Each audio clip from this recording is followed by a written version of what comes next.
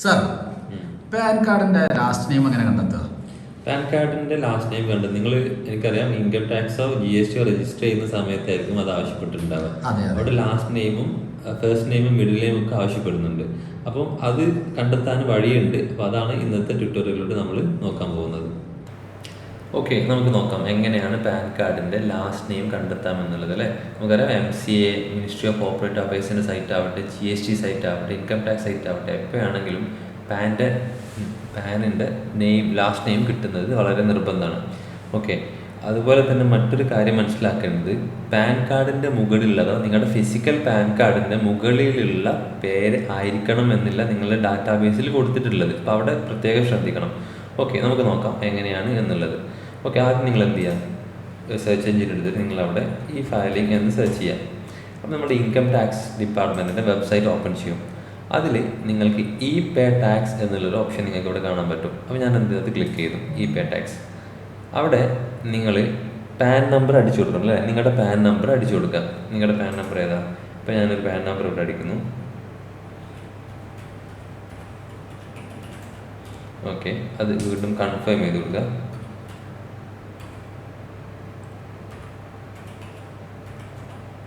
Okay, നിങ്ങളുടെ mobile number കൊടുക്കുക. OTP വരാൻ വേണ്ടിയിട്ട് കേട്ടോ. നിങ്ങളുടെ മൊബൈൽ നമ്പർ കൊടുത്തു, കണ്ടിന്യൂ കൊടുത്തു. അപ്പോൾ നിങ്ങളുടെ മൊബൈലിലേക്ക് ഒരു OTP വരും. അപ്പോൾ ആ OTP നിങ്ങൾ എന്ത് ചെയ്യുക, കറക്റ്റ് നിങ്ങളത് അടിച്ചു കൊടുക്കുക.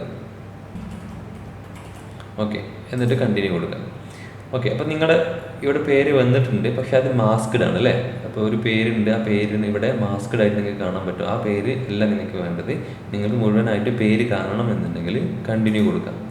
കണ്ടിന്യൂ കൊടുത്തിട്ട് നമ്മളിപ്പോൾ ഒരു നോമിനലായിട്ട് ഒരു 1 റുപ്പി ടാക്സ് അടക്കാൻ പോകും. നമ്മൾ ആക്ച്വലി ടാക്സ് അടക്കുന്നില്ല, പക്ഷേ നമ്മൾ ടാക്സ് അടക്കുന്ന വിൻഡോയിലേക്ക് കയറിയാലേ നമുക്ക് ആ നെയിം നമുക്ക് കണ്ടെത്താൻ പറ്റുള്ളൂ.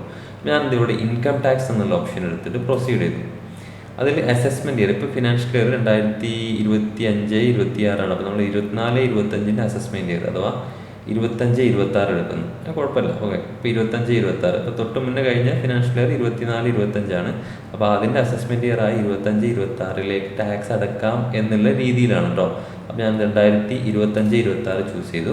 അവിടെ tax payment method self assessment tax choose ചെയ്യാം. ഓക്കെ, എന്നിട്ട് കണ്ടിന്യൂ കൊടുത്തു.